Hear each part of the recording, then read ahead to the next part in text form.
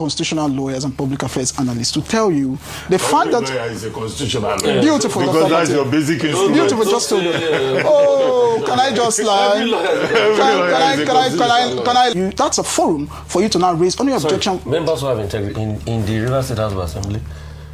I don't understand. No, I said the panel set up by the CJ. Okay, that was set up by the yes, in any case, why would you raise any objection if any member of the House of Assembly has integrity? Okay. Are you by that statement assuming that they don't have integrity? No, but I'm just asking you. I said what panel? That's what I'm asking. Okay, because you had raised eyebrows when I said integrity with respect to the House of Assembly. So that's what I'm asking you. I said what panel? Is it the members' integrity as regards this case? Where I said integrity with respect. Hold on. No, I'll come to you. Just hold on. Rufai, just give me 1 minute. Let me land. I said integrity with respect to the constitution of a panel set up to investigate the allegations. Okay, so that's an extraneous panel apart from the House. No, yes, I've just stated here that it's not something that the House alone does. Very good. You see, impeachment proceedings is a collaboration between the House of Assembly and the judiciary. That's what I just said. But I repeat my words. You cannot expect, when they set up a panel, the House members that want to remove the governor, you can't expect them to have integrity in this matter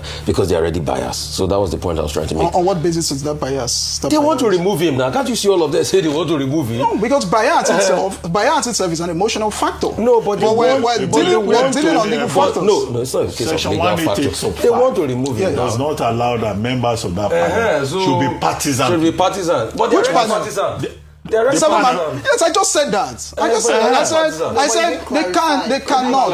House members being members of the panel. That's no. The House members, no, the Constitution cannot contemplate that those who are obviously the point I was making. No, it's not. I said members of the panel set up by the CJ. Correct now. So that's member of the panel. To the extent, because I was talking about the House and the confusion you were making. Let me ask my question. To the extent, would you let me ask my question?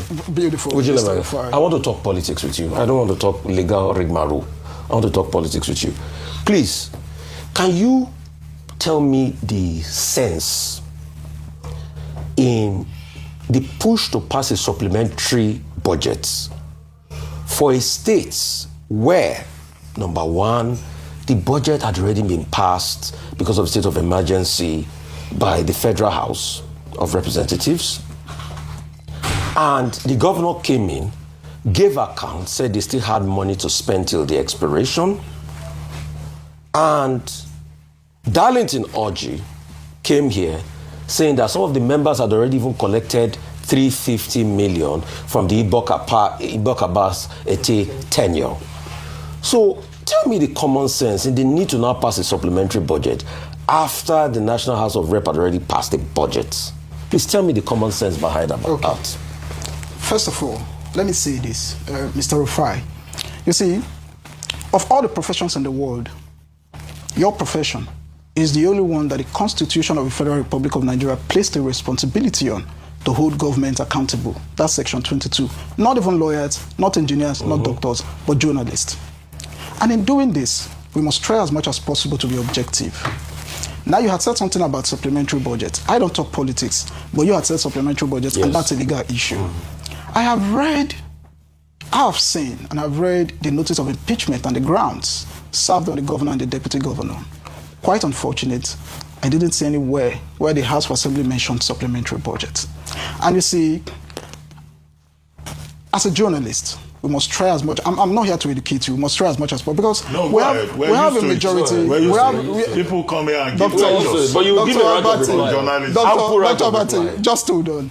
See, the reason why I don't want to give you a right of reply because you're going to steal into my time. So let me go straight to the point. Give you a right of reply. Let me go straight into the point. We have a populace of people where you have people driven by emotions and those driven by reason. And so when you have a majority of people that are driven by emotions, the tendency is that whatever thing you churn out, they will just drive with it. And somebody will just come and tell you, oh, they want to impeach the governor. He has not brought 2026 budget. They want to impeach the governor because he has not brought supplementary budget. They want to impeach the governor, because they are loyal to the FCT minister. All of those things are emotional issues. So you cannot talk about impeachment except to look at the grounds. Because Section 188 says you cannot just come up and say you want to impeach a governor because he didn't greet you. You cannot say you want to impeach a governor because he ate garri in the morning while he was supposed to eat maybe rice. The Constitution says you must have grounds. The question we should be asking ourselves: have we seen Constitution 188 sub 11 says gross misconduct is in the opinion of the lawmakers. So they can say he didn't. No. But you will now find out in the you will now find out in the grounds. The grounds of particular constituting, hold on, Mr. Rufai. The grounds constituting that gross misconduct is what you will now look at.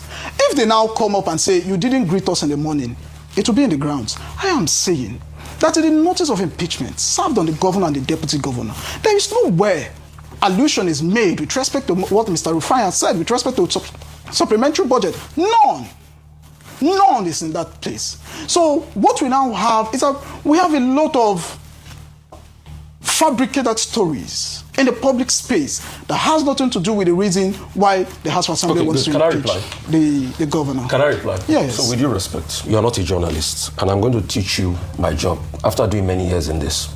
Mr. Rufai, can we go straight to the point? Let me reply. Can we go straight to the point? Please. No, if you go straight to the point, you're eating my time. Please. No. You're going to eat my time.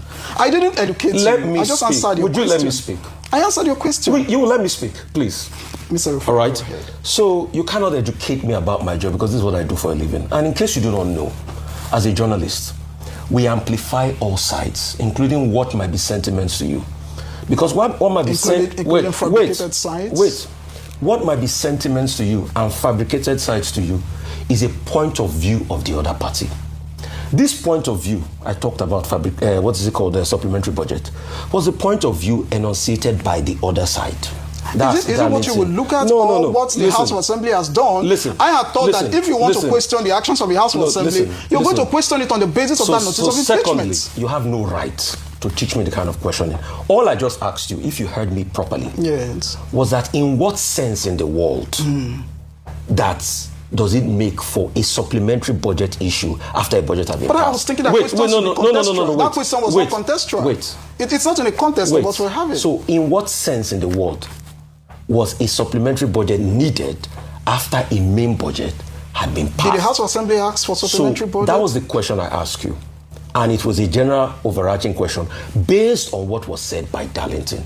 So what you will have just done, rather than Rigba rolling and try to educate me on my job, because I've also given you the angle that it was Darlington that asked that question and that said that part, was you will have just answered and said, oh, that's it. It's not part of the budget. It's not bone of contention. And that's why I told you I want to talk politics. When you talk politics, context is quite broad. So in case you want to teach us our job, all right?